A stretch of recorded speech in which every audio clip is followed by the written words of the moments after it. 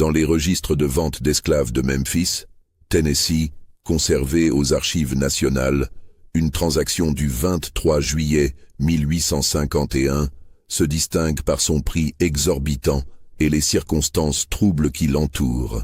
Un homme blanc fortuné paya plus de $8 000 pour un seul esclave, une somme si démesurée qu'elle équivalait au prix de 15 travailleurs robustes.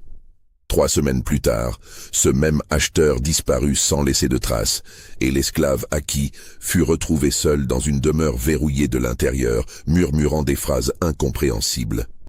Ce qui suivit défie toute logique de l'époque et continue de hanter les historiens qui osent examiner les documents fragmentaires de cette affaire. Avant de plonger dans ce mystère qui a bouleversé Memphis, n'oubliez pas de vous abonner à cette chaîne et de laisser un commentaire pour nous dire de quelle ville vous nous écoutez. Votre engagement nous permet de continuer à exhumer ces histoires oubliées. Et maintenant, retournons en juillet 1851, dans une ville où le commerce des âmes humaines était une affaire quotidienne, mais où un événement allait bientôt tout remettre en question. Memphis, Tennessee, juillet 1851. La chaleur étouffante de l'été sudiste écrase la ville portuaire, transformant les rues poussiéreuses en fournaises où l'air semble vibrer au-dessus du sol. Le Mississippi coule paresseusement, charriant ses eaux brunes vers la Nouvelle-Orléans, emportant avec lui les rêves et les désespoirs de milliers d'âmes. Memphis n'est pas encore la grande métropole qu'elle deviendra. C'est une ville en pleine expansion, gonflée par le commerce du coton et la traite négrière. Les quais bruissent d'activité du matin au soir. Des bateaux à vapeur accostent quotidiennement, déchargeant des cargaisons de marchandises et d'êtres humains enchaînés. Les maisons de vente aux enchères bordent les rues principales, leurs façades blanchies à la chaux dissimulant mal la violence et la souffrance qui s'y déroulent. La société de Memphis en 1851 est rigidement stratifiée.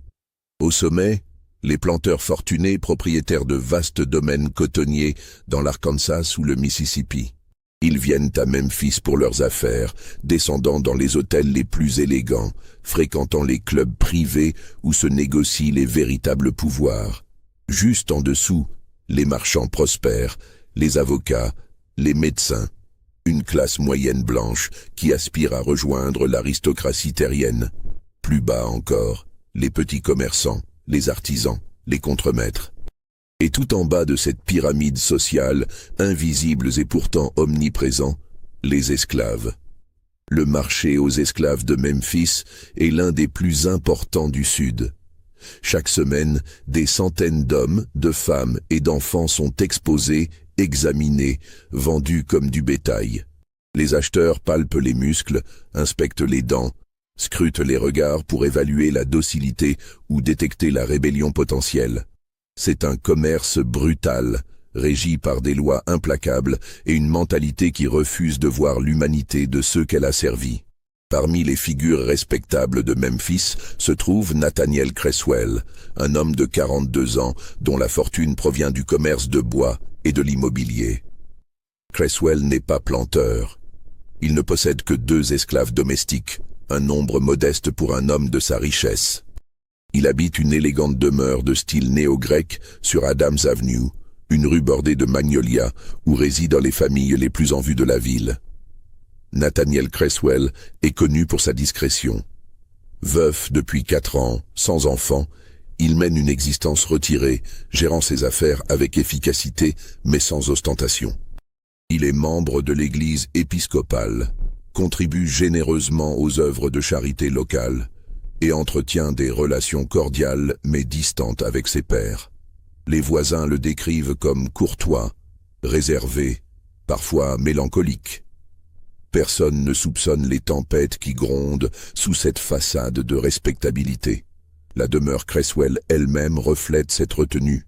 Construite en 1846, elle présente une façade symétrique avec 6 colonnes corinthiennes soutenant un portique imposant.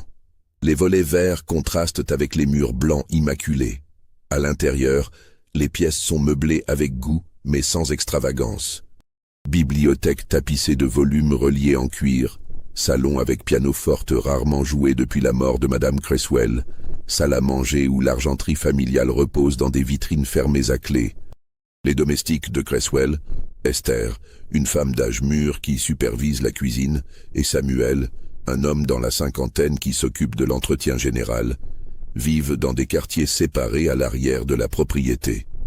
Ils bénéficient d'un traitement relativement humain comparé à d'autres esclaves urbains, bien que leurs conditions demeurent celles de la servitude totale. Esther dira plus tard aux enquêteurs que son maître était juste mais distant, qu'il ne criait jamais, qu'il semblait habité par une tristesse permanente depuis le décès de son épouse. En ce début d'été 1851, rien ne laisse présager le drame qui va bouleverser la tranquillité apparente de cette existence ordonnée. Le 23 juillet 1851 commence comme n'importe quel autre jour de vente aux enchères chez Bolton & Associates, la principale maison de courtage d'esclaves de Memphis. L'établissement occupe un bâtiment de briques rouges sur Front Street, à quelques pas seulement des quais du Mississippi. Une cour intérieure sert d'espace d'exposition, entourée de galeries couvertes, où les acheteurs potentiels peuvent examiner la marchandise à l'abri du soleil accablant. Ce matin-là, Harold Bolton, le propriétaire de la maison de courtage, supervise personnellement l'arrivée d'un convoi en provenance de Virginie. 37 esclaves, principalement des hommes jeunes destinés aux plantations, quelques femmes avec de jeunes enfants. Mais c'est le 38e qui attire immédiatement son attention. Le jeune homme qui descend du chariot se distingue radicalement des autres captifs. Il est grand, plus de 6 pieds, avec une musculature élégante plutôt que massive. Sa peau est d'un brun clair lumineux, suggérant un métissage complexe. Mais ce sont surtout ses traits qui captivent. Visage finement ciselé, pommettes hautes, nez droit, lèvres bien dessinées. Ses yeux, d'un brun doré inhabituel, possèdent une intensité troublante. Ses cheveux ondulés, plus longs que la norme pour les esclaves masculins, encadrent son visage avec une grâce presque aristocratique. Bolton comprend immédiatement qu'il tient là une acquisition exceptionnelle. Les fancy slaves, ces esclaves jugés particulièrement beaux ou raffinés, se vendent toujours à des prix élevés, particulièrement lorsqu'ils sont destinés à devenir domestiques de maison ou, dans des cas moins avouables, compagnons personnels. Ce jeune homme pourrait rapporter une fortune. Les documents qui accompagnent le convoi identifient l'esclave comme Gabriel, 22 ans, mulâtre, élevé dans la maison, lettré, sans marque de discipline. Son propriétaire précédent, un certain Edward Langford de Richmond, l'a vendu pour des raisons non spécifiées. Une vague mention de réorganisation de la propriété qui ne trompe personne dans le métier. Les esclaves de maison sont rarement vendus, à moins qu'il n'y ait eu un problème. Bolton fait conduire Gabriel dans une cellule séparée, loin des autres esclaves. Il veut le préparer pour une vente privée plutôt qu'une enchère publique. Ce genre de transaction discrète attire une clientèle particulière, prête à payer des sommes considérables pour acquérir ce que d'autres ne peuvent obtenir. Le soir même, Bolton fait circuler discrètement la nouvelle parmi ses clients les plus fortunés. Un spécimen exceptionnel vient d'arriver, disponible pour inspection privée, prix à débattre, mais il faudra compter plusieurs milliers de dollars. Nathaniel Cresswell reçoit la notification le lendemain matin, 24 juillet. Le messager de Bolton lui remet un billet rédigé sur papier épais. « Monsieur Cresswell, j'ai l'honneur de vous informer de l'arrivée d'un article remarquable qui pourrait convenir à un gentleman de votre distinction. Seriez-vous disponible pour une visite privée cet après-midi? Votre discrétion est assurée. H. Bolton. » Cresswell lit le message, le relit, puis le brûle dans la cheminée de son bureau. Il hésite. Il n'a aucun besoin d'un troisième esclave domestique. Esther et Samuel suffisent amplement à l'entretien de sa demeure. Pourtant, quelque chose dans la formulation de Bolton, un article remarquable, éveille sa curiosité. À 3 heures de l'après-midi, sous un soleil de plomb, Nathaniel Cresswell pousse la porte de la maison Bolton & Associates. Le courtier le reçoit personnellement, avec une déférence calculée. Ils échangent les politesses d'usage, discutent brièvement des cours du coton et de la situation politique. Les tensions entre Nord et Sud s'intensifient. La loi sur les esclaves fugitifs de 1850 provoque des remous, mais Memphis reste fermement ancré dans l'économie esclavagiste.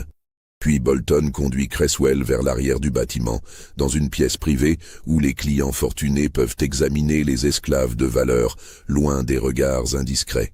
La pièce est petite, meublée simplement d'une table et de quelques chaises. Une fenêtre haute laisse filtrer la lumière de l'après-midi. Un instant, monsieur Creswell, je vais le faire venir, dit Bolton avant de disparaître. Nathaniel attend, debout près de la fenêtre, observant la poussière danser dans les raies de lumière. Il entend des pas, une porte qui s'ouvre. Il se retourne. Gabriel entre dans la pièce. Ce qui se produit alors dans l'esprit de Nathaniel Creswell ne peut être décrit qu'en termes de bouleversement total. Plus tard, il tentera de rationaliser ce moment, de lui trouver des explications acceptables. Mais sur l'instant, il ne ressent qu'une onde de choc qui traverse tout son être. Ce n'est pas simplement la beauté physique de Gabriel, bien que celle-ci soit indéniable. C'est quelque chose de plus profond, de plus troublant. La manière dont le jeune homme se tient, avec une dignité qui transcende sa condition. L'intelligence visible dans son regard, qui ne baisse pas les yeux comme on l'a sans doute dressé à le faire. Une présence qui remplit la pièce, qui défie la hiérarchie raciale censée régir chaque interaction.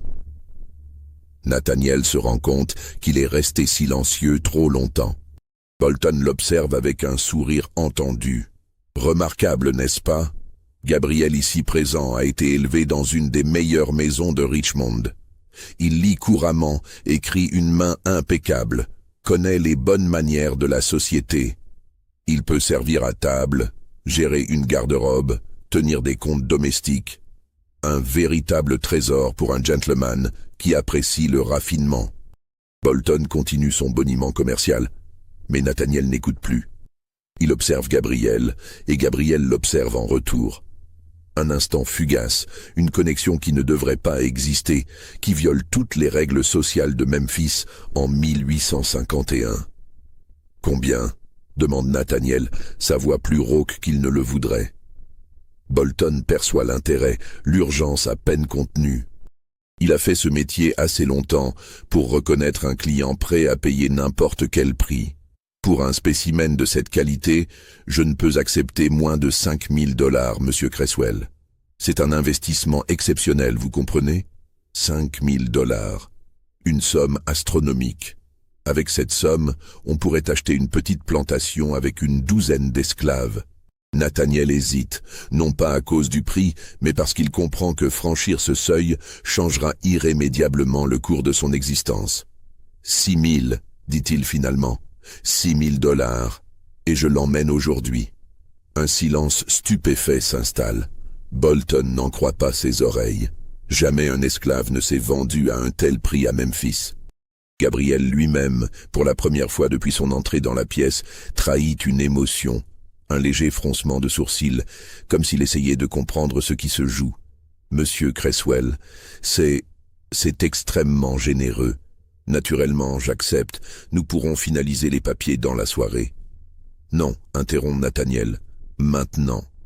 Je veux finaliser la transaction maintenant. » Bolton s'affaire, comprenant qu'il vient de réaliser la vente de sa carrière. Il fait préparer les documents, appelle son clerc pour servir de témoin. En moins d'1 heure, l'acte de vente est rédigé, signé, scellé.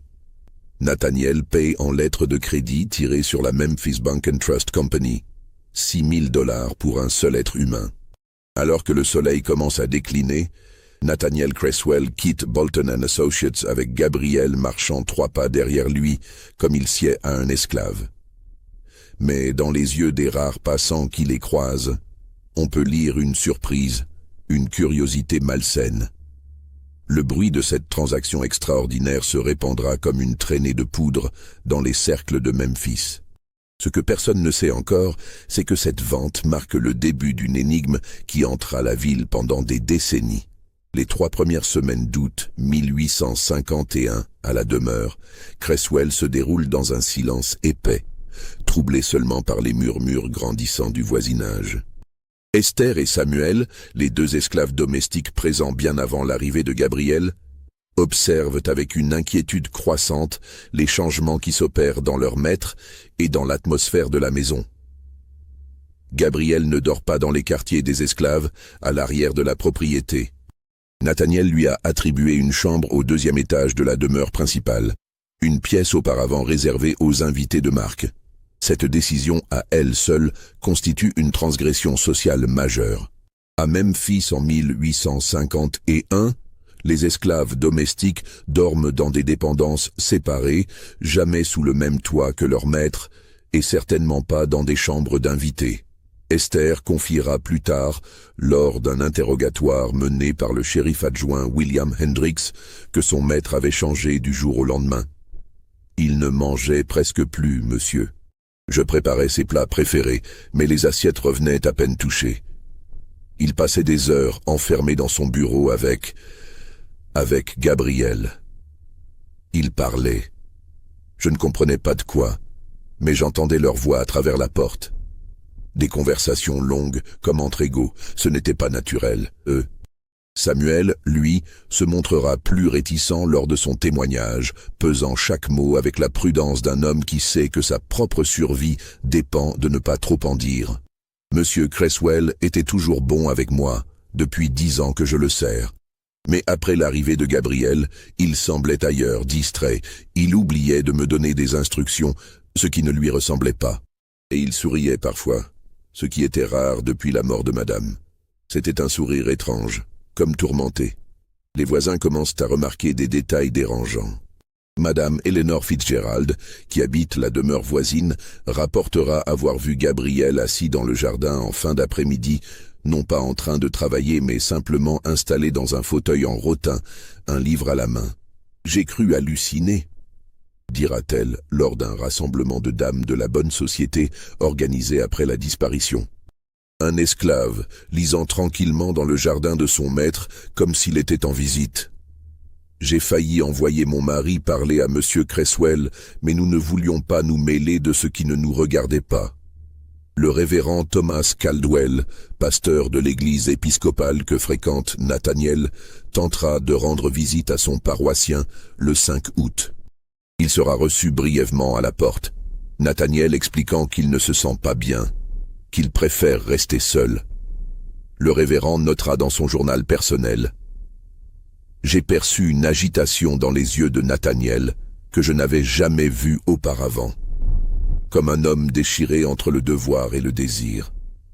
J'ai prié pour son âme ce soir-là. Mais c'est surtout dans les cercles commerciaux de Memphis que les rumeurs deviennent plus précises et plus venimeuses. Dans le club privé où se réunissent les hommes d'affaires, dans les salons enfumés où l'on discute politique et commerce, le nom de Nathaniel Cresswell est prononcé avec un mélange de dérision et de dégoût. James Rutherford, banquier et associé commercial de Nathaniel, racontera qu'il a croisé Cresswell sur Front Street le 10 août. Je l'ai salué, je lui ai demandé des nouvelles de ses affaires. Il m'a répondu de manière incohérente, comme s'il ne m'écoutait pas vraiment. Ses yeux étaient cernés, son costume froissé, lui qui était toujours d'une élégance irréprochable. J'ai tenté de lui parler d'une opportunité d'investissement dans une scierie, mais il s'est excusé brusquement et s'est éloigné. J'ai compris à ce moment que quelque chose de grave se passait. Le docteur Ezra Pemberton, médecin personnel de la famille Cresswell, sera convoqué le 12 août par Esther, inquiète de l'état de son maître. Nathaniel refusera de le recevoir, prétextant une simple fatigue. Pemberton insistera, frappera à la porte du bureau, suppliera Nathaniel de le laisser entrer. Finalement, la porte s'ouvrira de quelques centimètres. Le médecin apercevra brièvement l'intérieur de la pièce.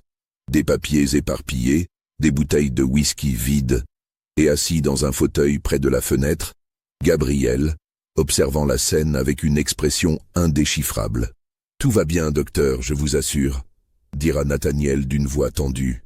« J'ai simplement besoin de repos. Je vous remercie de votre sollicitude. » La porte se refermera avant que Pemberton ne puisse protester. Ces 3 semaines voient aussi un autre phénomène troublant. Nathaniel Cresswell commence à liquider certains de ses actifs. Le 15 août, il vend 3 propriétés qu'il possédait dans le centre de Memphis.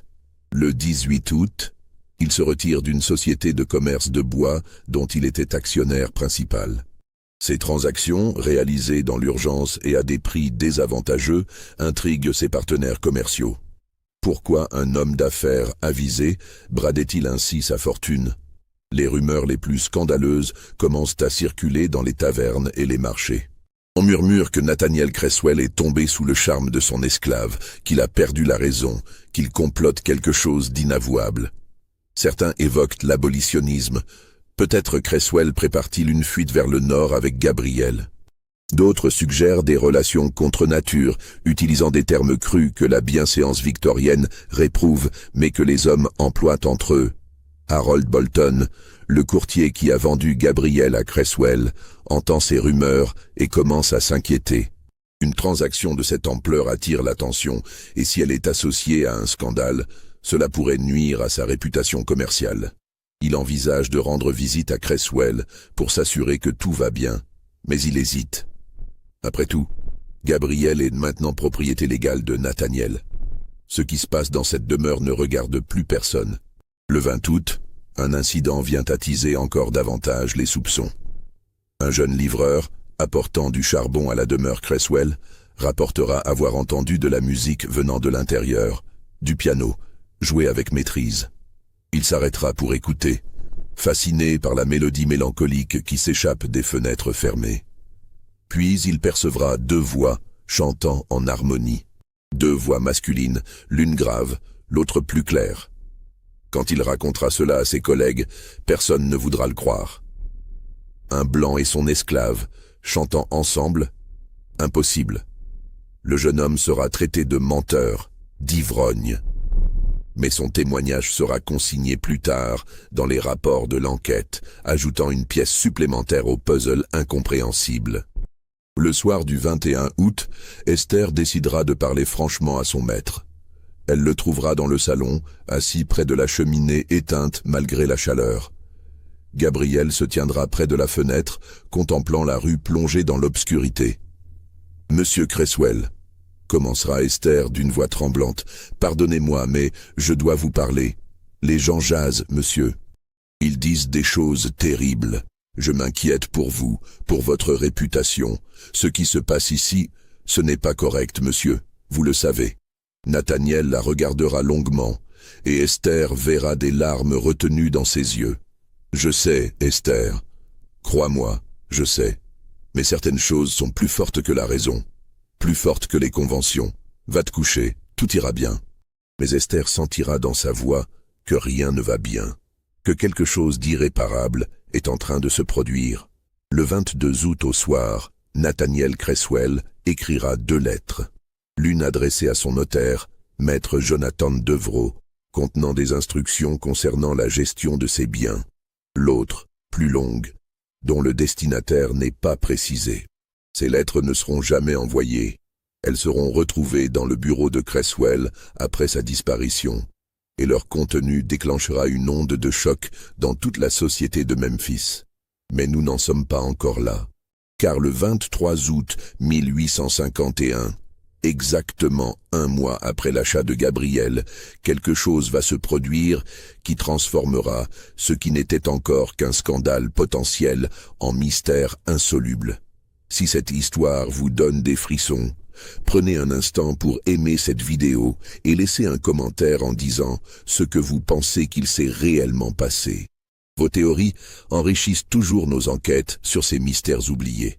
Et maintenant, continuons vers ce qui allait devenir l'une des énigmes les plus troublantes de Memphis.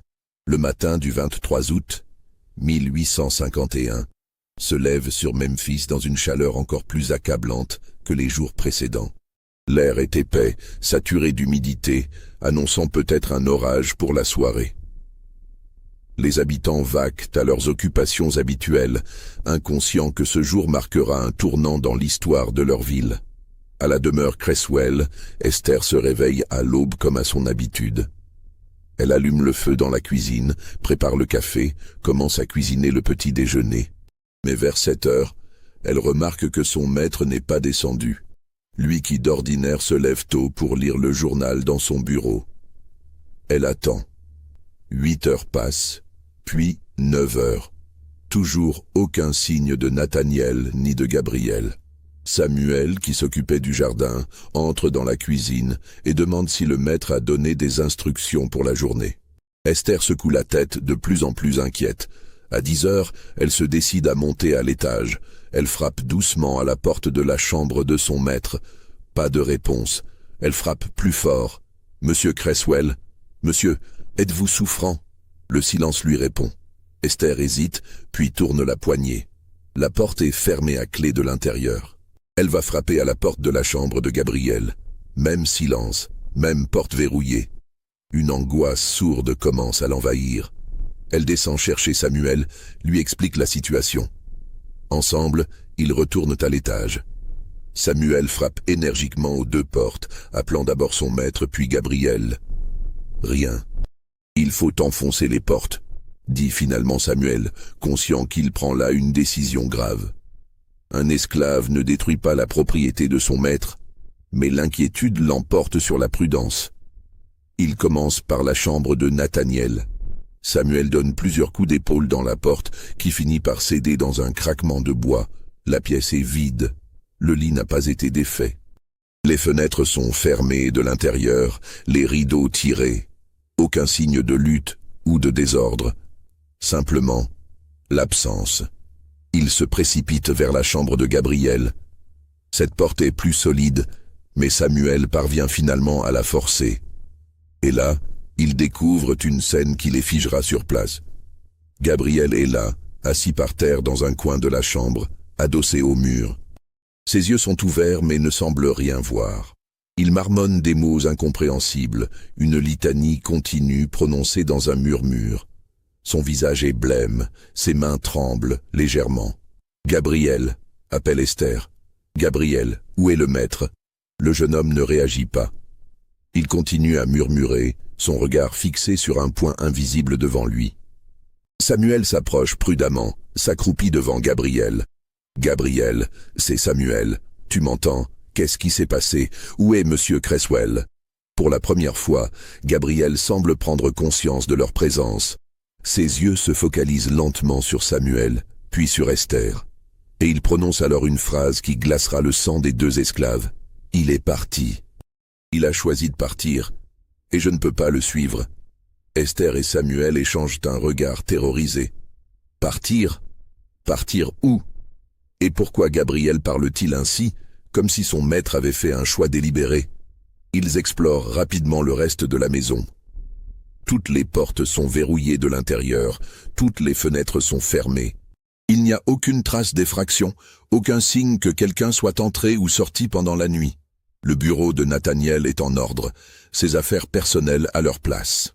Ses vêtements sont dans son armoire, ses chaussures rangées. Même sa montre à gousset en or, héritée de son père, repose sur la commode de sa chambre. C'est comme si Nathaniel Cresswell s'était évaporé. Samuel, conscient de la gravité de la situation, prend une décision. « Je vais chercher le shérif. Reste avec Gabriel, ne le laisse pas seul. » Il sort en courant, tandis qu'Esther reste dans la chambre, observant Gabriel qui a recommencé à murmurer ces phrases incompréhensibles. Le shérif Timothy Hollis arrive 1 heure plus tard, accompagné de son adjoint William Hendricks et d'un médecin, le docteur Marcus Shelby. Ils examinent les lieux méthodiquement. Hollis, un homme robuste dans la 50aine, a vu beaucoup de choses dans sa carrière, mais cette affaire le déroute dès le départ. Toutes les issues sont effectivement fermées de l'intérieur. Les serrures sont intactes. Aucune fenêtre n'a été forcée. L'argenterie est dans son coffret. Les bijoux de feu Madame Cresswell dans sa boîte à bijoux. Si quelqu'un était entré pour commettre un crime, pourquoi ne rien voler? Et comment serait-il sorti en laissant tout verrouillé de l'intérieur? Le docteur Shelby examine Gabriel. Le jeune homme ne présente aucune blessure physique, aucun signe d'intoxication apparente, mais son état mental est préoccupant. Il répond aux questions par des phrases énigmatiques, parfois incohérentes. « Où est Monsieur Cresswell ?» demande le shérif. « Il est parti », répond Gabriel de la même voix monocorde. Il a fait le seul choix possible. Parti où? Là où je ne peux pas aller. Là où personne ne peut me suivre. Vous l'avez tué? Pour la première fois, une émotion traverse le visage de Gabriel. Quelque chose entre l'horreur et la tristesse infinie. Non, non, je ne pourrais jamais. Il était tout. Hendrix, l'adjoint, suggère que Gabriel soit arrêté immédiatement et interrogé sous la contrainte. Mais le shérif Hollis hésite. Il n'y a aucune preuve de crime, pas de corps, pas de sang, pas de mobile apparent. Et Gabriel, techniquement, est une propriété. On ne peut pas le torturer sans l'accord de son propriétaire. Et son propriétaire a disparu. Il décide de placer Gabriel en détention provisoire dans une cellule du bureau du shérif, en attendant d'y voir plus clair. Le jeune homme ne résiste pas, se laisse emmener comme un automate. Les jours suivants voient Memphis plongé dans une effervescence malsaine. La nouvelle de la disparition se répand à une vitesse stupéfiante. Les rumeurs, déjà nombreuses avant le 23 août, deviennent incontrôlables. On parle de meurtre, de fuite, de pacte diabolique, de malédiction. Une perquisition approfondie de la demeure Creswell est organisée le 24 août. Une équipe fouille chaque pièce, chaque placard, chaque recoin. Il découvre dans le bureau de Nathaniel les 2 lettres non envoyées. La première, adressée au notaire, contient des instructions financières complexes. Mais c'est la seconde qui provoque un choc. La lettre, rédigée dans une écriture tremblante, commence ainsi. À celui qui découvrira ces lignes, je sais que ce que j'écris ici sera jugé comme la confession d'un fou ou d'un dépravé. Peut-être les deux. Mais je dois coucher sur papier la vérité de ce qui m'est arrivé, ne serait-ce que pour tenter de me comprendre moi-même. Quand j'ai vu Gabriel pour la première fois, le 23 juillet dernier, j'ai compris qu'une partie de moi-même que j'avais toujours réprimée, enfouie sous des années de devoir et de respectabilité, venait de se réveiller avec une violence inouïe. Je ne peux nommer ce sentiment autrement que par son nom véritable, l'amour.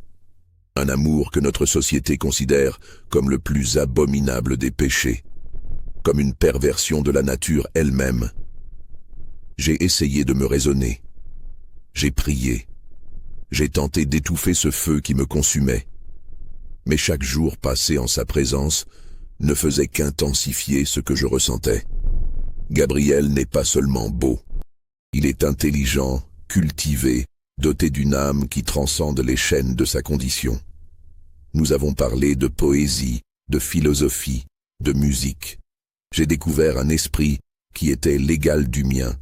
Non, qui le surpassait souvent. Et le plus troublant, le plus impossible de tous les faits, je crois qu'il ressent la même chose. Je l'ai vu dans ses yeux, dans ces moments volés où nous oublions qui nous sommes censés être l'un pour l'autre. Maître et esclave, blanc et noir. Ces catégories qui régissent chaque aspect de notre société se dissolvent quand nous sommes seuls. Mais nous ne pouvons être seuls. Le monde ne nous laissera jamais en paix. Déjà, je sens les regards, j'entends les murmures. Bientôt, ils viendront. Ils me déclareront fou, ils m'interneront peut-être. Ou pire, ils s'en prendront à Gabriel, le puniront pour un crime qui est entièrement le mien, celui d'avoir osé le voir comme un être humain digne d'amour. J'ai donc pris une décision que beaucoup jugeront comme de la lâcheté, mais qui me semble être le seul chemin vers une forme de paix. La lettre s'arrête là, inachevée, comme si Nathaniel avait été interrompu, ou comme s'il n'avait pas trouvé les mots pour exprimer ce qu'il envisageait. Le shérif Hollis garde cette lettre sous clé, conscient qu'elle pourrait déclencher un scandale encore plus grand. Mais des copies circulent, certains membres de l'équipe de perquisition ayant lu le document avant qu'il ne soit confisqué. Bientôt, tout Memphis connaît son contenu. Les réactions sont violentes et variées. Pour beaucoup, cette lettre confirme les pires soupçons. Nathaniel Creswell était un perverti, corrompu par des désirs contre nature. Certains réclament que Gabriel soit pendu immédiatement. le tenant responsable d'avoir ensorcelé son maître. D'autres, plus prudents, y voient la confession d'un homme ayant perdu la raison et estiment qu'on devrait chercher Nathaniel dans les asiles d'aliénés de la région. Une minorité, principalement composée de quelques intellectuels et de rares voix progressistes, y lit une tragédie humaine. Un homme piégé entre son désir authentique et l'impossibilité absolue de le vivre dans une société esclavagiste. Mais ces voix sont rapidement réduites au silence par la majorité scandalisée. Le révérend Caldwell organise une réunion d'urgence du conseil paroissial. La question est posée. Comment l'Église doit-elle réagir face à cette abomination? Certains membres réclament que Nathaniel Creswell soit excommunié à titre posthume, car tout le monde commence à supposer qu'il est mort, d'une manière ou d'une autre. D'autres plaident pour la prière et la compassion envers un homme visiblement tourmenté. Pendant ce temps, dans sa cellule, Gabriel demeure dans un état semi-catatonique. Le docteur Shelby lui rend visite quotidiennement, tente de percer le mystère de son mutisme obstiné. Parfois, Gabriel laisse échapper des fragments de phrases. Il a choisi la seule liberté possible. Il m'a demandé de vivre pour deux. Je ne peux pas dire où il est, parce que je ne sais pas si c'est un lieu ou un état. Ces paroles énigmatiques ne font qu'épaissir le mystère. Elles suggèrent que Gabriel en sait plus qu'il ne le dit, mais son état mental rend impossible tout interrogatoire cohérent. Le 27 août, une découverte vient compliquer encore l'enquête. En fouillant plus minutieusement le bureau de Nathaniel, on trouve un double fond dans un tiroir. À l'intérieur, une liasse de documents qui révèlent une information stupéfiante. Nathaniel Creswell avait entrepris des démarches pour affranchir Gabriel. Les papiers, datés du 20 août, montrent que Nathaniel avait consulté 3 avocats différents sur la procédure légale pour libérer un esclave. Dans le Tennessee de 1851, c'est théoriquement possible, mais extrêmement complexe. Il faut prouver que l'esclave a rendu des services méritoires, obtenir l'approbation d'un tribunal et garantir que l'affranchi quittera l'État dans un délai de 12 mois. Nathaniel avait manifestement l'intention de libérer Gabriel et de partir avec lui vers un État du Nord où leur relation, bien qu'encore scandaleuse, serait moins dangereuse. Il avait même identifié plusieurs villes possibles, Philadelphie, Boston, New York. Des lieux où des communautés de Noirs libres existaient, où 2 hommes pourraient peut-être vivre dans une relative discrétion. Mais quelque chose avait empêché la réalisation de ce plan. Quoi exactement? Nathaniel avait-il perdu courage au dernier moment? Avait-il compris que même dans le Nord, il ne serait jamais vraiment libre du poids social? Ou s'était-il produit autre chose? Quelque chose de plus sinistre? Le notaire Jonathan Devereaux, convoqué pour son témoignage, confirmera que Nathaniel était venu le voir le 20 août pour discuter de questions successorales. Il semblait préoccupé par l'avenir de ses biens. Il m'a demandé ce qui adviendrait de ses esclaves si jamais ils venaient à disparaître sans héritier. J'ai trouvé la question étrange, mais je lui ai expliqué qu'il ferait partie de la succession et serait probablement vendu aux enchères pour régler ses dettes éventuelles. Il a paru troublé par cette réponse. Cette information jette un éclairage nouveau. Si Nathaniel disparaissait ou mourait, Gabriel redeviendrait simplement une propriété à liquider. À moins que... Le shérif Hollis commence à explorer une théorie différente. Et si Nathaniel avait simulé sa disparition? S'il s'était échappé de sa propre maison d'une manière encore inexpliquée, laissant Gabriel derrière lui volontairement?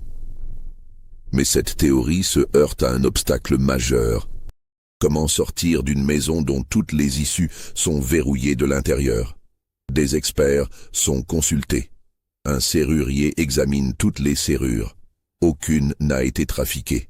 Un architecte étudie les plans de la maison. Il n'y a pas de passage secret ou de sortie dérobée. Un enquêteur spécialisé dans les crimes complexes, venu de Nashville, inspecte chaque fenêtre. Toutes étaient fermées de l'intérieur, les loquets en place. C'est un mystère digne d'une chambre close, comme dans ces romans policiers qui commencent à se populariser en Angleterre. Sauf que ce n'est pas de la fiction. C'est Memphis, Tennessee, 1851. Et un homme fortuné s'est littéralement évaporé de sa propre maison. Le mois de septembre 1851 voit l'affaire Creswell prendre une dimension qui dépasse largement Memphis. Les journaux de Nashville, de Louisville, même de la Nouvelle-Orléans, publient des articles sur le mystère de l'esclave enchanté ou la disparition inexplicable du marchand amoureux. Les détails sont souvent sensationnalisés, déformés, mais le cœur de l'histoire reste.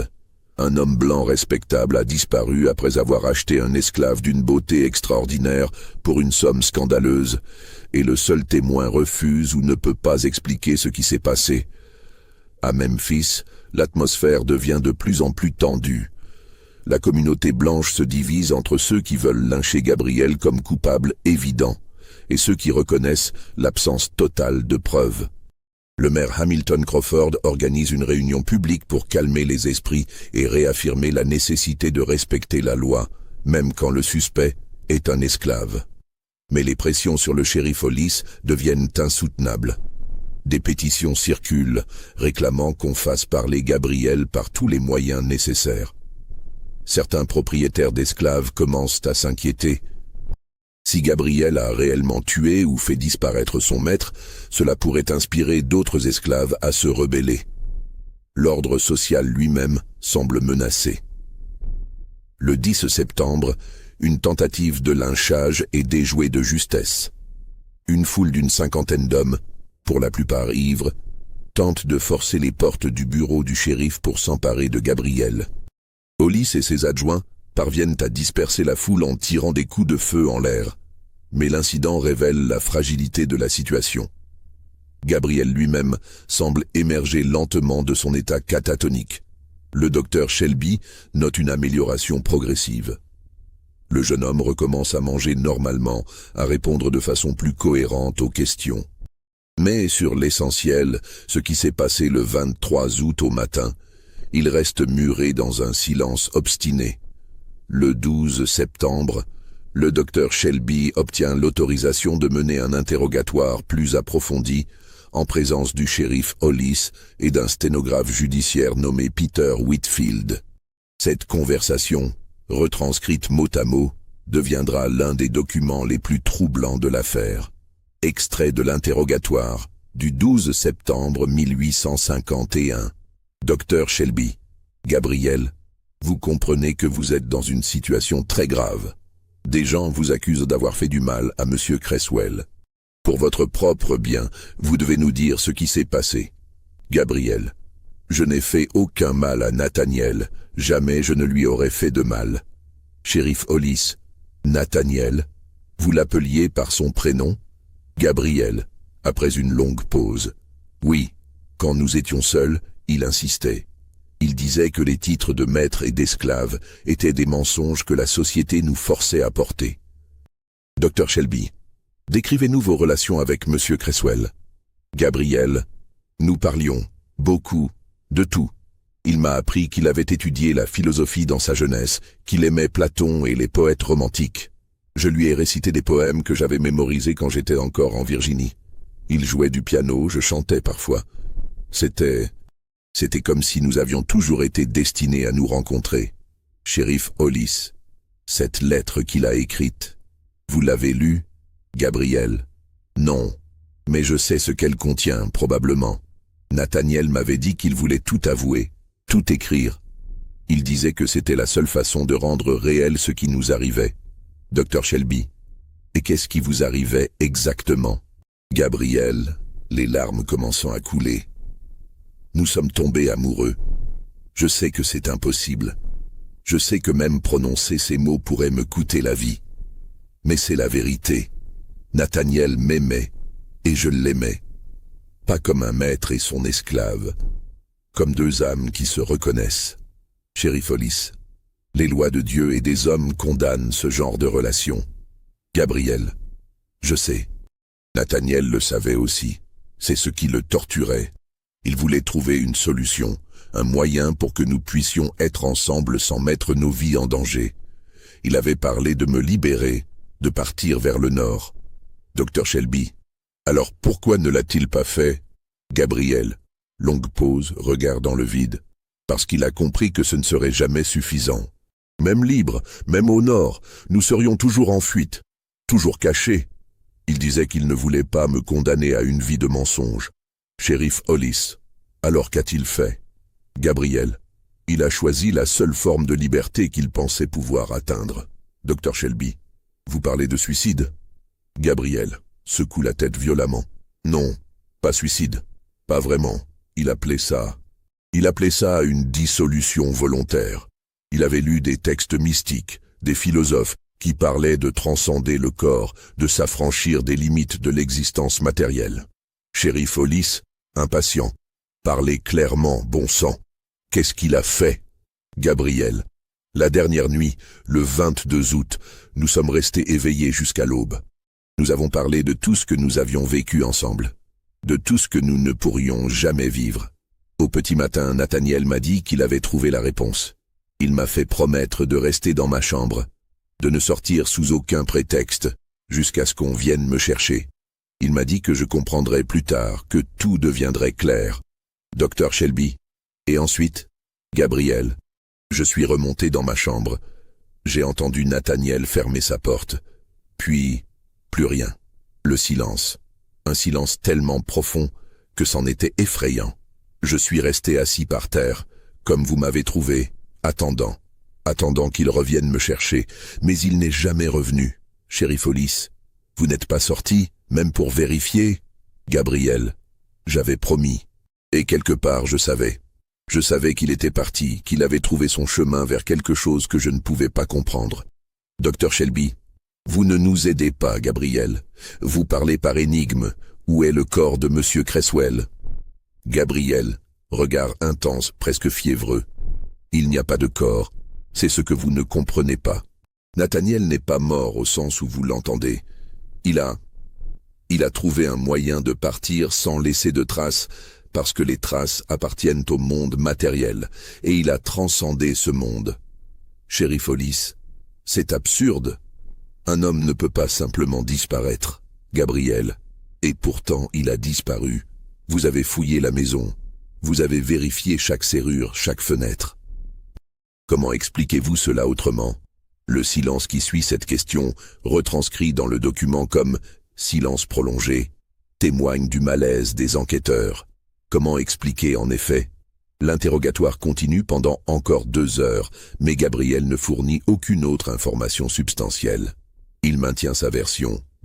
Nathaniel Cresswell a volontairement quitté ce monde d'une manière qui défie la compréhension ordinaire, et lui, Gabriel, a été laissé derrière pour témoigner de cet acte impossible. Dans les jours qui suivent, les enquêteurs explorent toutes les pistes rationnelles. Peut-être Nathaniel a-t-il ingéré un poison et s'est-il caché quelque part dans la maison pour mourir. On fouille à nouveau la demeure, on sonde les murs, on examine les planchers. Rien. Peut-être a-t-il simulé sa disparition et s'est-il enfui plus tôt, avant que Gabriel ne s'en aperçoive. Mais comment aurait-il pu verrouiller toutes les portes de l'extérieur? Et pourquoi Gabriel maintiendrait-il cette fiction alors qu'il risque sa vie? Peut-être les 2 hommes ont-ils conclu un pacte de suicide, mais seul Nathaniel l'a honoré, laissant Gabriel dans un état de choc. Mais encore une fois, où est le corps? Chaque théorie se heurte à des impossibilités logiques. C'est comme si Nathaniel Cresswell avait réussi ce que les alchimistes recherchèrent depuis des siècles, disparaître sans laisser de traces matérielles. Le 15 septembre, une nouvelle découverte relance l'enquête. Dans le grenier de la demeure Cresswell, caché sous des couvertures, on trouve un journal intime tenu par Nathaniel pendant les 3 semaines d'août. Les pages sont couvertes d'une écriture de plus en plus désordonnée, témoignant d'une descente progressive dans quelque chose. Obsession, folie, illumination mystique. Quelques extraits de ce journal, reproduits ici dans leur orthographe et ponctuation originale. 3 août. Je ne dors plus. Comment pourrais-je dormir quand chaque moment éveillé en sa présence me rappelle ce que je ne peux avoir? La société a créé un système où l'amour lui-même devient un crime quand il transgresse certaines frontières. Frontières de race, de classe, de genre. Je les ai toujours respectées, mais maintenant je vois qu'elles sont des prisons. 7 août. Nous avons lu ensemble ce soir des passages du banquet de Platon. Gabriel a compris immédiatement ce que Socrate disait sur l'amour comme reconnaissance de l'âme sœur.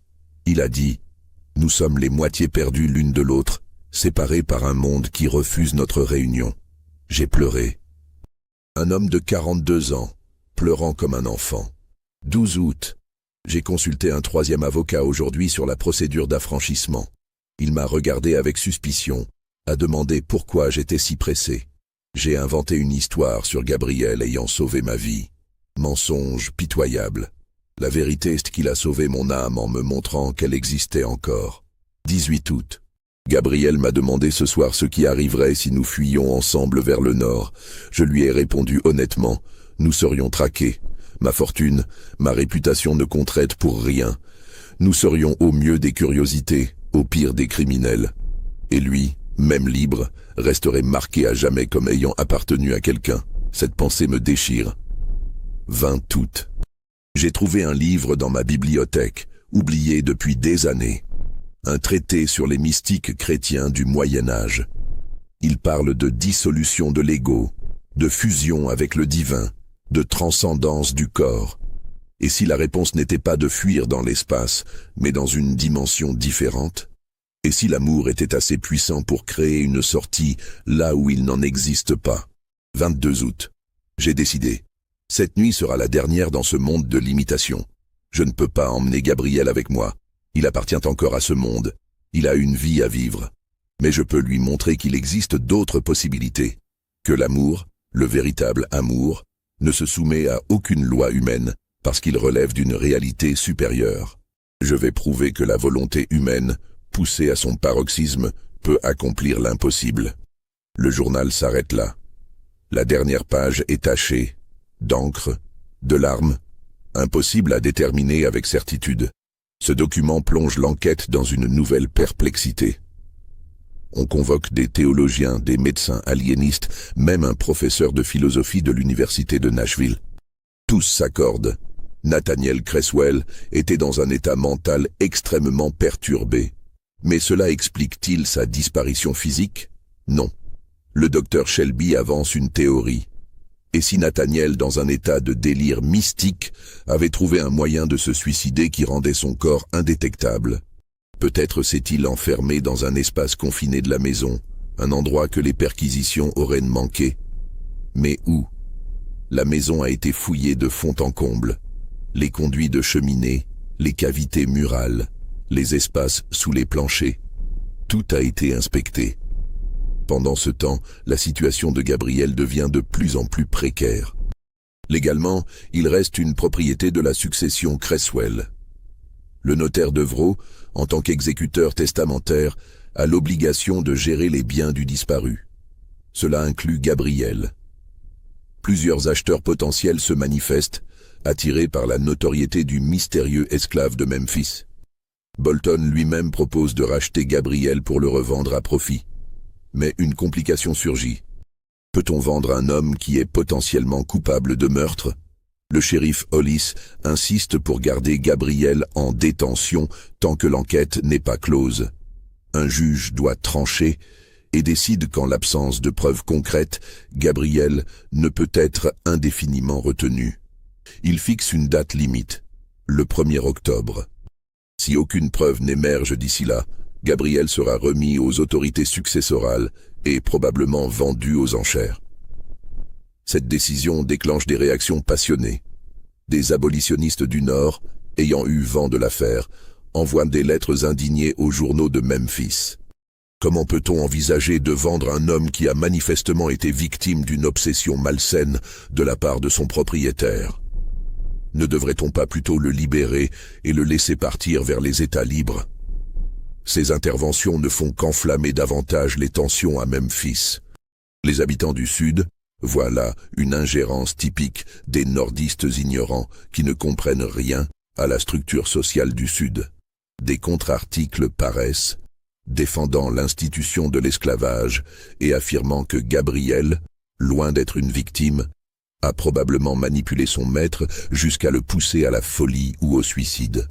Le 25 septembre, une manifestation organisée par des propriétaires d'esclaves rassemble plusieurs centaines de personnes devant le bureau du shérif.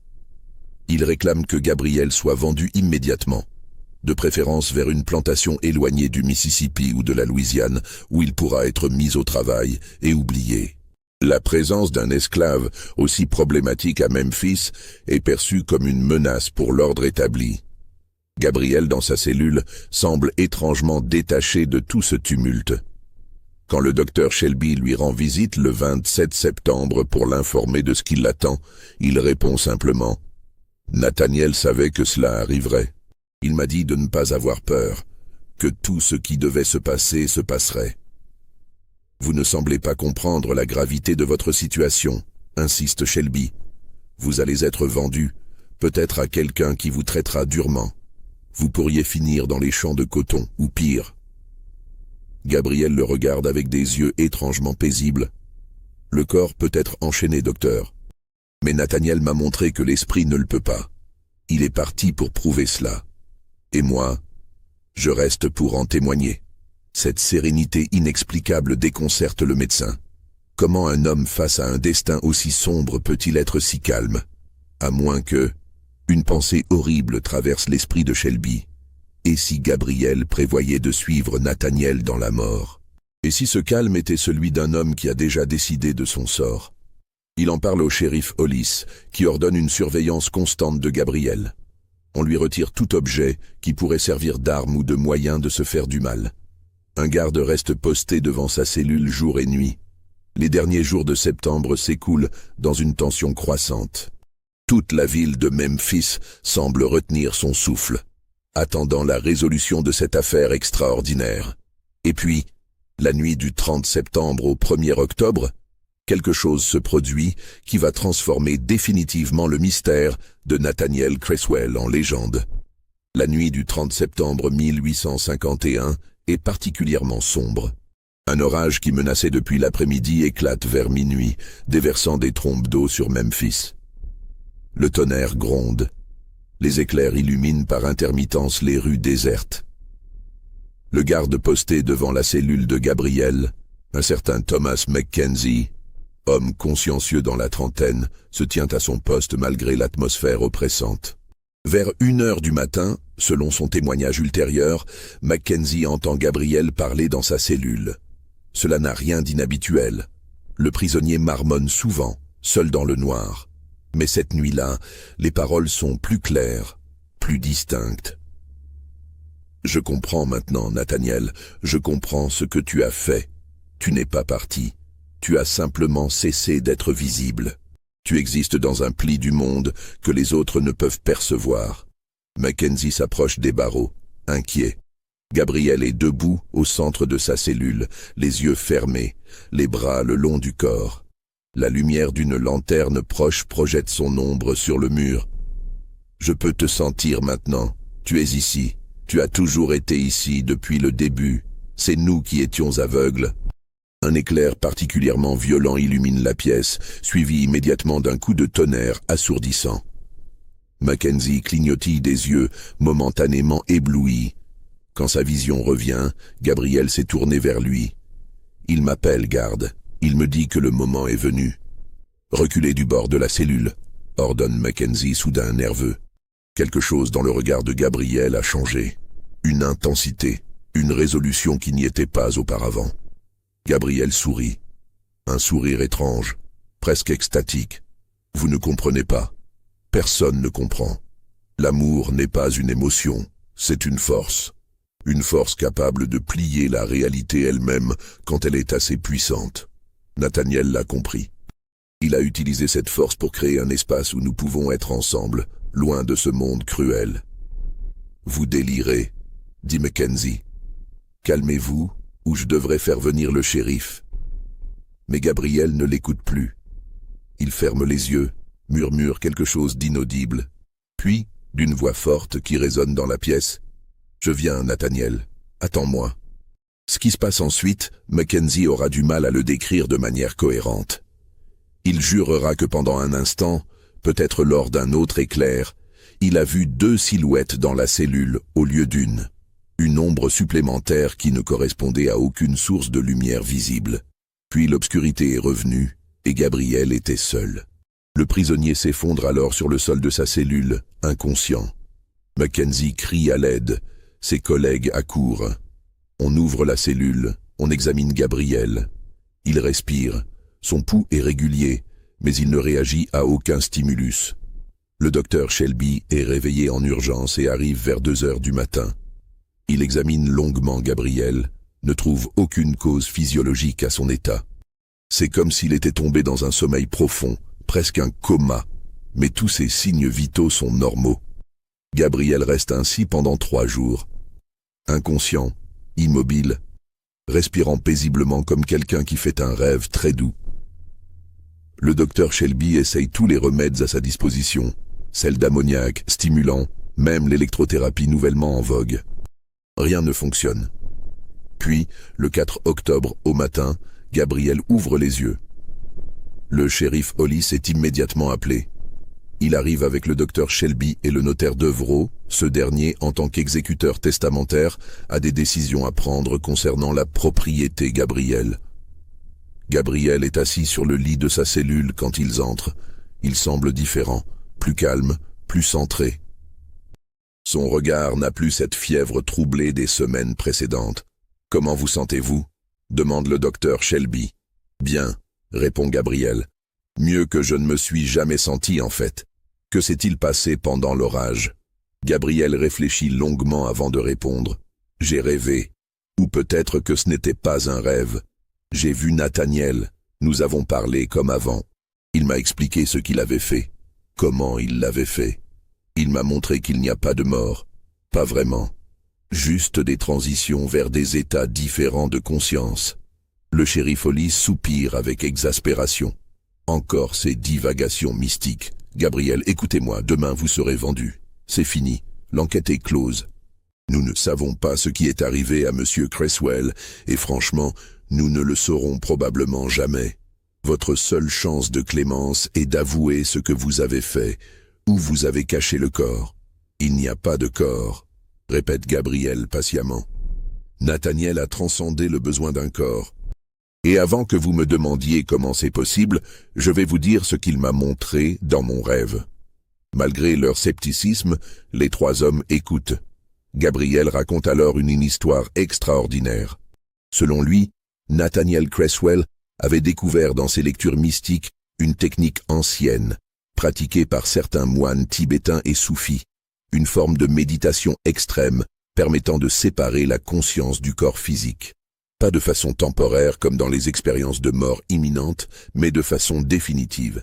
Une dissolution volontaire de l'enveloppe matérielle, permettant à la conscience de persister dans un état différent. Nathaniel a passé la nuit du 22 août en méditation profonde, explique Gabriel. Il avait jeûné pendant 3 jours, préparé son esprit à travers des techniques de respiration spécifiques. Au moment de l'aube, alors que je dormais dans ma chambre, il a atteint un état de conscience où la distinction entre l'intérieur et l'extérieur de son corps s'est effacée. Son corps physique s'est simplement dissous. Pas par magie, mais par un processus que la science ne comprend pas encore, mais qui existe néanmoins. C'est de la folie pure, dit Hollis. Les corps ne se dissolvent pas spontanément. Vraiment, réplique Gabriel. Alors expliquez-moi comment il a pu disparaître d'une maison entièrement fermée. Expliquez-moi pourquoi aucune trace de lui n'a été trouvée. Vous avez cherché un meurtre, un suicide, une fuite.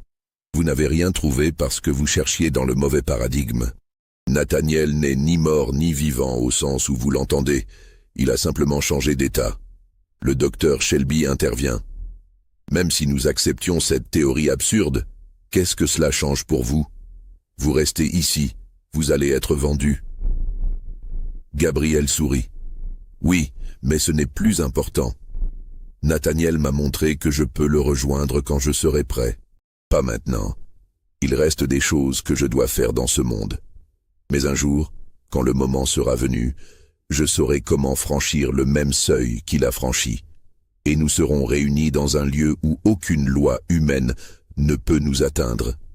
Cette déclaration plonge la cellule dans un silence glacé.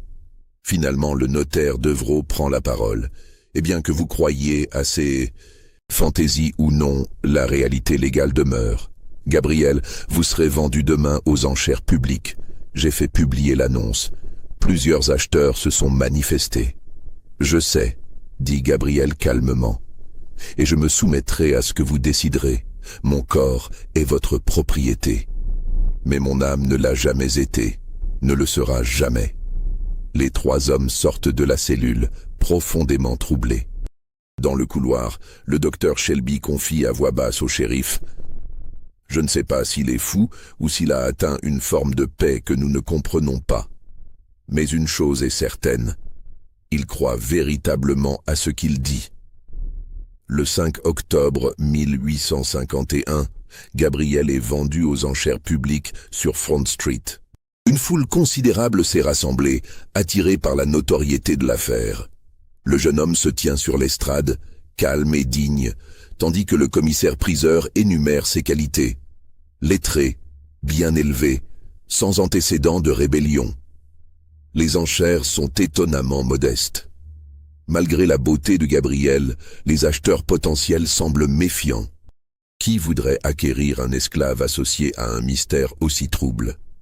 Finalement, un planteur de coton nommé Jeremiah Sutton remporte l'enchère pour $1 800, une somme très inférieure aux 6 000 que Nathaniel avait payé 2 mois plus tôt.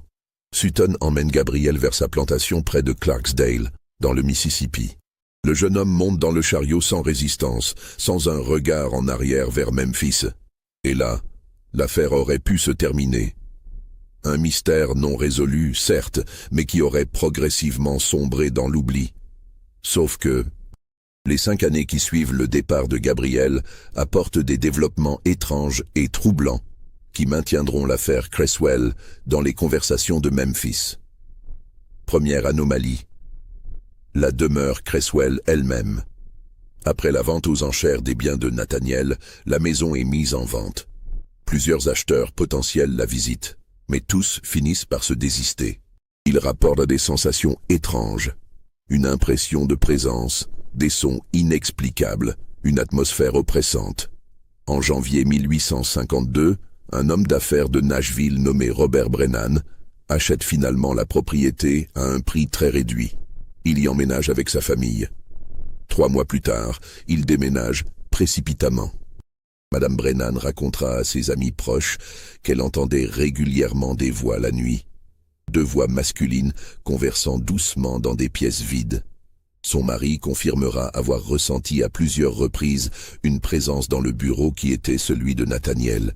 La maison changera de propriétaire 4 fois entre 1852 et 1856. Personne n'y reste plus d'1 an. Elle finira par être abandonnée, tombant progressivement en ruine.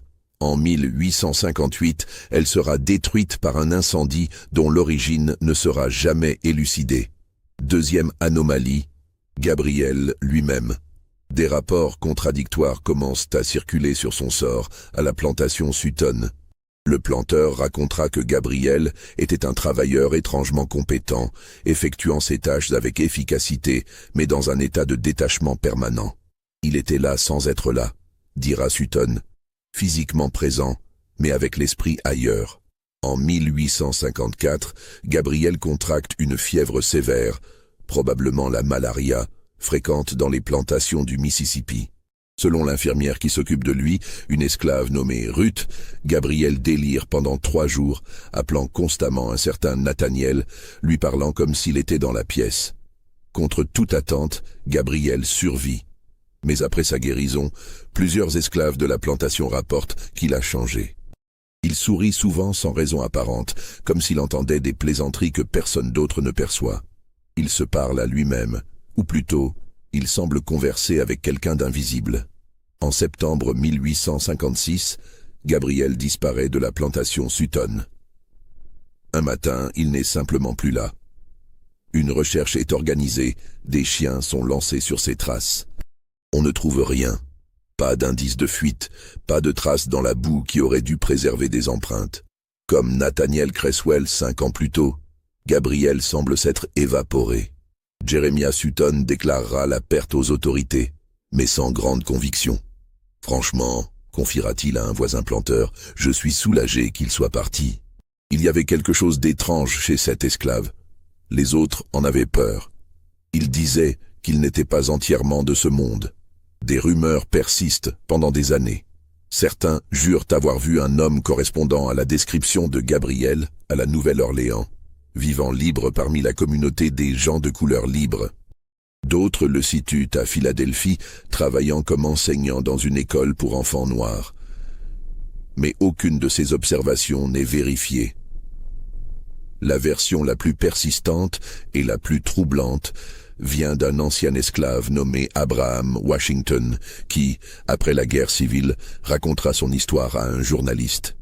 Washington affirme avoir travaillé à la plantation Sutton en même temps que Gabriel. Cette nuit où Gabriel a disparu, dira Washington, je ne dormais pas. J'avais mal aux dents, je marchais dehors pour me calmer. J'ai vu Gabriel sortir de sa cabane vers minuit. Il marchait vers les champs, mais pas comme quelqu'un qui fuit. Il marchait lentement, calmement, comme s'il allait à un rendez-vous. Et je jure sur la Bible que j'ai vu quelque chose. Il y avait une autre silhouette qui l'attendait à la lisière du champ. Un homme blanc, grand, qui brillait faiblement dans le noir. Gabriel l'a rejoint, ils se sont regardés, puis ils ont tous les deux disparu, pas partis en marchant, disparu, comme de la fumée qui se dissout. Ce témoignage, recueilli en 1868 et publié dans un journal abolitionniste, ravive l'intérêt pour l'affaire Creswell. Des historiens amateurs essaient de reconstituer les événements, de trouver une explication rationnelle. Ils n'y parviennent pas. Le dossier d'enquête officiel, conservé aux archives du comté de Shelby, restera ouvert jusqu'en 1885, date à laquelle il sera classé comme « mystère non résolu ». Il contient des centaines de pages de témoignages, de rapports de perquisition, de théories contradictoires. Mais aucune conclusion définitive. Un élément final mérite d'être mentionné. En 1891, lors de la démolition des restes brûlés de la demeure Creswell pour construire un nouvel immeuble, les ouvriers découvrent une chose étrange dans les décombres du bureau. Entre deux poutres effondrées, protégées miraculeusement du feu, se trouve une petite boîte en métal. À l'intérieur, un dernier message de Nathaniel Creswell, écrit sur du papier de haute qualité et daté du 22 août 1851. Le message est bref. À celui qui trouvera ceci, l'amour authentique ne connaît aucune frontière, ni de race, ni de classe, ni de genre, ni même de réalité physique. Ce que la société appelle impossible, l'amour le rend possible. Ce que la loi déclare criminel, l'amour le sanctifie. Ce que la matière semble limiter, l'amour le transcende. Gabriel et moi avons trouvé un amour que ce monde ne pouvait tolérer. Plutôt que de le renier ou de vivre dans le mensonge, nous avons choisi une troisième voie. Une voie que peu comprendront, que beaucoup condamneront, mais qui est la seule vraie liberté qui nous était offerte. Je pars en premier pour lui préparer le chemin. Un jour il me rejoindra, et nous serons enfin ensemble, dans un lieu où les chaînes n'existent pas, où les couleurs de peau n'ont aucun sens, où l'amour peut simplement être ce qu'il est, la force la plus puissante de l'univers. Si vous lisez ceci et que vous aimez quelqu'un que le monde vous interdit d'aimer, sachez qu'il existe toujours une issue. Peut-être pas celle que j'ai choisie, peut-être pas celle que vous imaginez, mais l'amour trouve toujours un chemin. Nathaniel Creswell, dernier jour de mon ancienne vie, 22 août 1851. Ce message est publié dans le Memphis Daily Appeal, le 15 septembre 1891, 40 ans jour pour jour après la disparition de Gabriel. Il provoque une nouvelle vague d'intérêt pour l'affaire, mais à cette époque, presque tous les témoins directs sont morts. Les souvenirs se sont estompés, mélangés aux légendes. Aujourd'hui, l'histoire de Nathaniel Creswell et Gabriel est devenue une des grandes énigmes de Memphis. Des historiens continuent à débattre de ce qui s'est réellement passé. Suicide double avec destruction des corps par des moyens inconnus. Fuite élaborée vers une nouvelle vie ailleurs. Délire partagé culminant en tragédie? Ou, comme certains le suggèrent encore avec un frisson, quelque chose qui défie nos catégories habituelles de compréhension? Les archives de l'affaire peuvent être consultées aux archives nationales et dans les collections spécialisées de plusieurs universités. Chaque chercheur qui s'y plonge en ressort avec plus de questions que de réponses. Une chose est certaine. En juillet 1851, un homme blanc fortuné a payé une somme exorbitante pour acheter un jeune esclave d'une beauté remarquable. 6 semaines plus tard, cet homme avait disparu dans des circonstances impossibles à expliquer rationnellement. 5 ans après, l'esclave a lui aussi disparu de façon tout aussi inexplicable. 2 hommes, séparés par toutes les barrières que la société de l'époque pouvait ériger, unis par quelque chose d'assez puissant pour défier ces barrières. Qu'ils aient trouvé ensemble la mort, la liberté, ou quelque chose d'autre entièrement, personne ne peut le dire avec certitude. Leur histoire demeure, gravée dans les registres judiciaires, les journaux d'époque, les témoignages fragmentaires, un mystère qui refuse de se laisser résoudre, une énigme qui continue de hanter Memphis 170 ans plus tard. Certaines nuits d'été, quand l'air est lourd d'humidité et que le Mississippi coule lentement vers le sud, des habitants de Memphis jurent encore entendre parfois 2 voix masculines chantant en harmonie dans le vent. Une mélodie mélancolique et belle, venant de nulle part et d'ailleurs à la fois.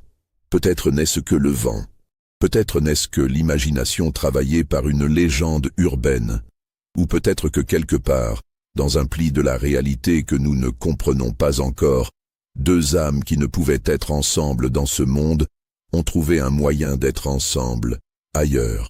Le mystère de l'impossible esclave de Memphis reste entier, et c'est peut-être mieux ainsi. Car certaines histoires d'amour sont trop vastes, trop profondes pour être contenues dans de simples explications rationnelles. Cette histoire vous a-t-elle fait frissonner? Croyez-vous que tout a vraiment été révélé? Laissez votre théorie dans les commentaires ci-dessous. Abonnez-vous à cette chaîne pour découvrir d'autres mystères historiques qui défient l'explication. Et partagez cette vidéo avec tous ceux qui, comme vous, sont fascinés par les zones d'ombre de l'histoire. Certains mystères ne sont pas destinés à être résolus, mais simplement à nous rappeler que la réalité est souvent plus étrange que tout ce que nous pouvons imaginer.